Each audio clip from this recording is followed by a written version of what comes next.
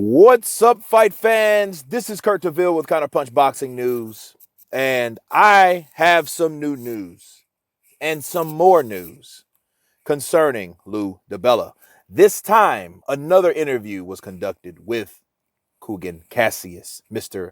IFL TV himself, right?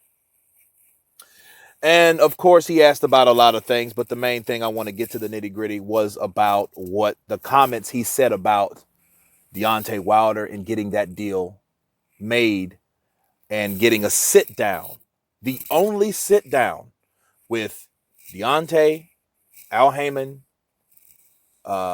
Shelly Finkel, and John Skipper, which is the man at DAZN. Okay. And they offered him this lucrative deal for $120 million. Okay. It was two deals. But one was basically $100 million. The second one was $120 million. Okay.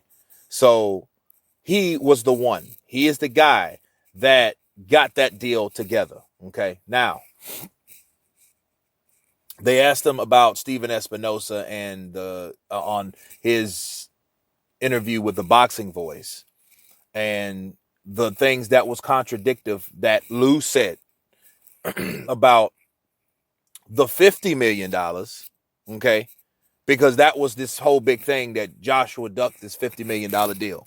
We all know that. And Espinosa was saying that, it was coming from us. It was coming from Al Heyman, and then Lou Dibella was like, no, it was other hands involved in this. Now, other hands involved, such as Frank Warren and, a European or a British promoter, was also behind that, which they wanted to buy out the rights of Joshua because Joshua with Sky Sports.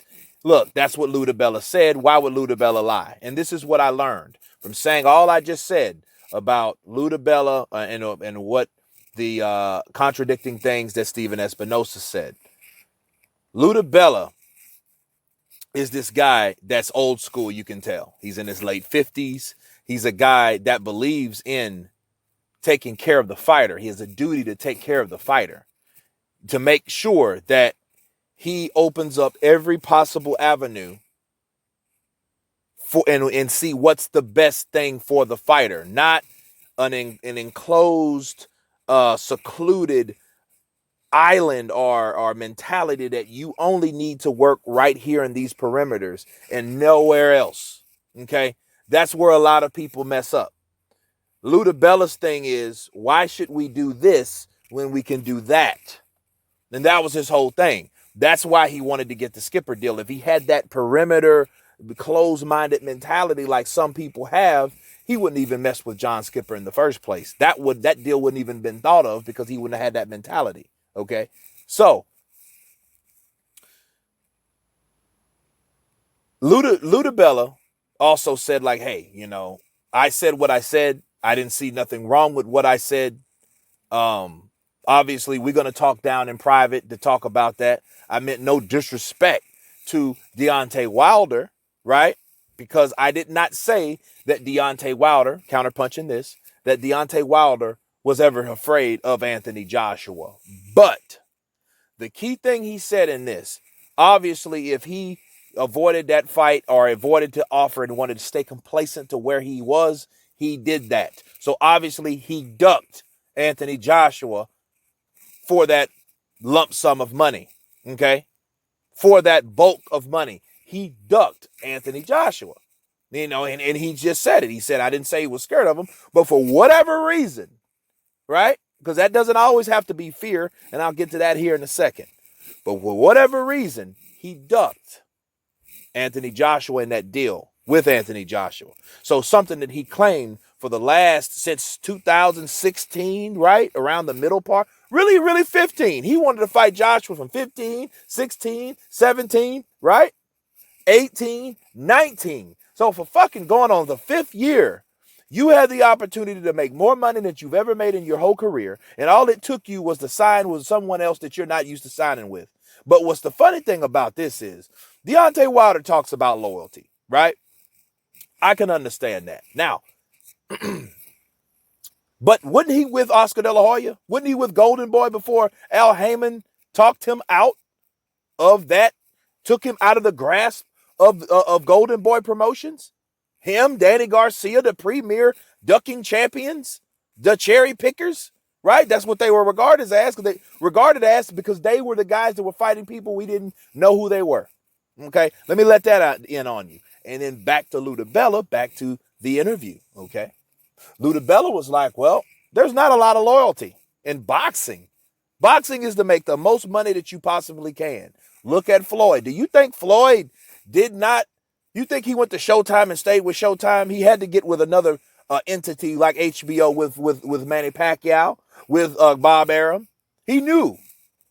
See, these guys are not even doing the fucking blueprint of making enough money. Deontay, and here's the funny thing, Deontay was almost there. He was in a position that you had Tyson Fury, he comes back, he started this with Klitschko. Then you had Deontay Wilder, he's already been there. Both of those guys started at the same time, Tyson Fury and Deontay Wilder. Deontay Wilder got his road easy by beating Stavern. Tyson Fury took out Klitschko, then fell off. Then all of a sudden, Anthony Joshua started knocking people out, right? Then he started collecting belts. Then the money started coming into the equation. Now we have three guys, the three kings, okay? So Deontay was in a position that he could have prevailed and hit big time. But what did he do? What did Deontay do? He decided to be loyal. So here's the thing. You can't blame it on loyalty, really. Because if it was loyalty, he wouldn't have left Golden Boy. You know what I mean? Or unless Al Heyman just talked him into, had that sweet tongue, you know what I mean? And just manipulated him totally away from Oscar De La Hoya. And you guys remember Oscar De La Hoya filed a lawsuit against Al Heyman in Premier Boxing Champions. Do you guys remember that? This is back in memory lane. So that loyalty shit kind of like, okay, I would go for that if you would have started with Al Heyman, but you didn't start with Al Heyman. You left someone else to get with Al Heyman, right? And who's to say you would have left Al Heyman for the deal? Al Heyman would have still been there as your quote-unquote advisor, so you can't really say that neither. Because Al Heyman had to be present because he was representing Deontay Wilder also. Along with Shelly Finkel, along with Lou Dibella. I don't know if JD's were there. He didn't mention JD's. Lou Dibella said that Al Heyman was there, Shelly Finkel was there, and himself. They were there. Okay? And he ducked the deal. He did not want the deal. And Shelly Finkel started asking questions. If we put the pieces together, he started asking questions about a whole different fighter besides the fighter that he's representing. Make that shit make sense. Okay? So, back to Lou Dibella. Lou Dibella was like, look, I want a working relationship with him. Obviously, I started with him. Okay, so he was there when Deontay Wilder first started. You know, and for all shits and giggles, the thing that I did, I got this man the most money that he's ever seen. I got this man in a position that he's never been in before. I did that for him. I started with him. I was faithful and loyal to him, you know, and I would do the same fucking thing again. That's the realest shit that he could have ever said, because it's nothing that he said. And he quoted Mark Twain. He was like, well, shit, if you tell the truth, you don't have to remember nothing.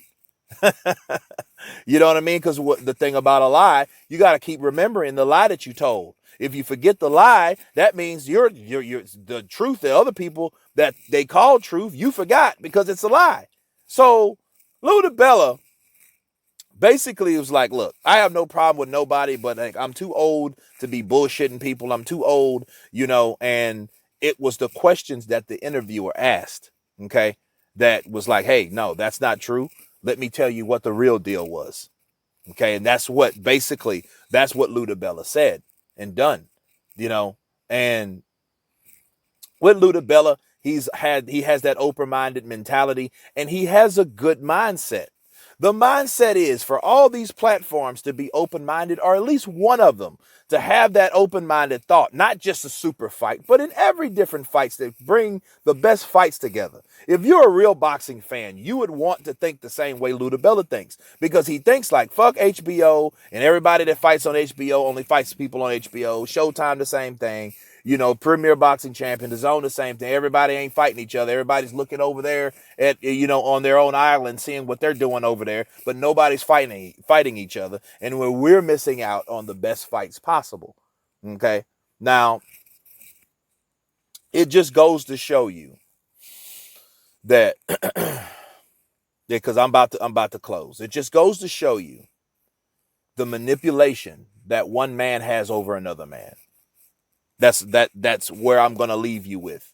Because if these guys can talk Deontay Wilder into to turning down that amount of money, so you didn't listen to this guy, but instead you listened to that guy or these guys instead of the guy that got you where you need. It was basically like this. I could read it with my eyes closed. Shelley Finkel, Al Heyman, and whoever else was there was like they were like no, they were nay, right? Lou Dibella was yay. Like, let's do this deal. I got this deal for you. It's a good deal. You know what I mean? You get what you want. You get what you say you want. So let's take it. Then you had these guys over here, Shelley Finkel and Al Heyman. Oh, that's Mayweather training camp money. Now, first of all, that's some bullshit because Mayweather fought McGregor for $100 million. We know that. But here's the deal. It was something that Al Heyman knew that would upset Deontay. Why? Because Deontay, deep down inside, not really deep down inside, he wants to be like Floyd. He wants people to recognize him like Floyd, that undefeated Black American champion, right? He wants to be like Floyd. He wants that recognition. He even wants to be infamous like him. He don't care if you don't like him. That's why he says that little shit. I want to look a kid in his eyes while I cripple his daddy. He wants to do that because he wants to be labeled as the bad guy. Okay. So that means he's seen what the infamous are, the attention that Floyd got, right? So when Al Heyman said that to him and compared Floyd Mayweather to himself, that's what set him off. That's right there. That's what set Deontay Wilder off right there. Fucking sweet tongue manipulation to its finest. Okay? Oh, that ain't nothing but Mayweather's training play money. That shit. That is the reason why Deontay Wilder did not take that fucking money. That was the reason that turned him off from the idea of taking that deal that benefit him and his family and the rest of his career. We could have been talking about that to this day. We could have been talking about those fights. As a matter of fact, those fights probably would have been the last fight that he would have been fighting for the last 40 million, the second rematch. It wouldn't have been no fucking Fury rematch. It would have been the Joshua rematch if he would have took the deal. But back to Lou Dibella. Lou Dibella was real about what he said. He don't deny anything, and why should he? And I will agree with him. That's my counterpunch. You guys tell me what you think about the interview. I will leave the link below of the interview so you guys can check it out. Of course, please subscribe. And you guys been Counterpunch. Peace.